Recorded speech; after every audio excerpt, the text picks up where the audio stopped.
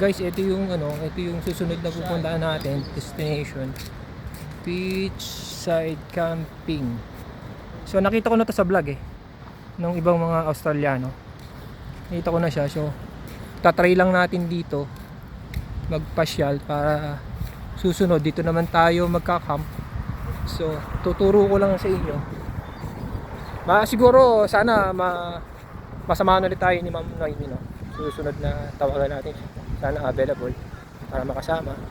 So mas maganda yung may kasama tayo na may nag-guide.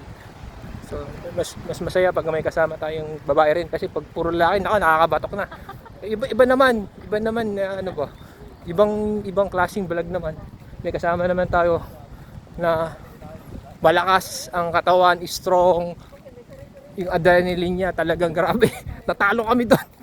Ang taas ng aming inakyat, pero siya chill lang, nakangiti pa napunta sa tuktok. Grabe. So ito, wow, ang ganda. So yun yung mga kasama natin sa bahay, sila Jeff, si Roy, si Elmer. Pag nakita niyo siya sa channel ko, kaway lang kayo, wag niyo siyang iinggitan ha. Masaya lang yan, masaya lang kasama, chill lang tayo.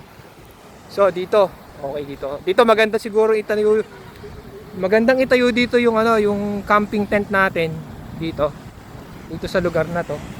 Kasi yung site na sa kabila marami rin, pero maganda rin. So, pero ito the best sa akin lugar na to, may puno. Yan.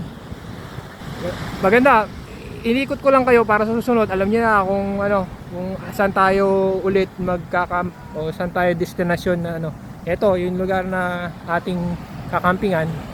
Ganda. Mga par, yung camping nyo na binablog, na pinapakita nyo sa akin, na sana mag-vlog din ako ng gantong lugar o gantong mga lugar o nature. Eto na. So umpisa na natin mag-vlog ng gantong lugar, nature. Katulad niyan, bundok yan. Yung pinupuntahan namin dati sa Sierra Madre, sa papuntang Benguet. Ganto rin yon. Ganto rin yung mga makikita nyo, kaso nga lang dito yung sa Benguet puro bundok lang yon na matatanaw nyo. Dito sa Australia yung camping site nila may dagat. Ayan kita nyo, ganda di ba? Diba?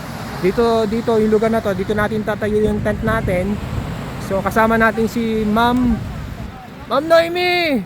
Ayan, kasama natin yan sa pagtatayo ng camping site natin. So nakilala natin siya dahil doon sa isang kasama natin na kababayan na binati siya. Panibago na naman. May kasama tayong bago, maganda, sexy. Talaga naman, sana all may ganyang partner. Nako po.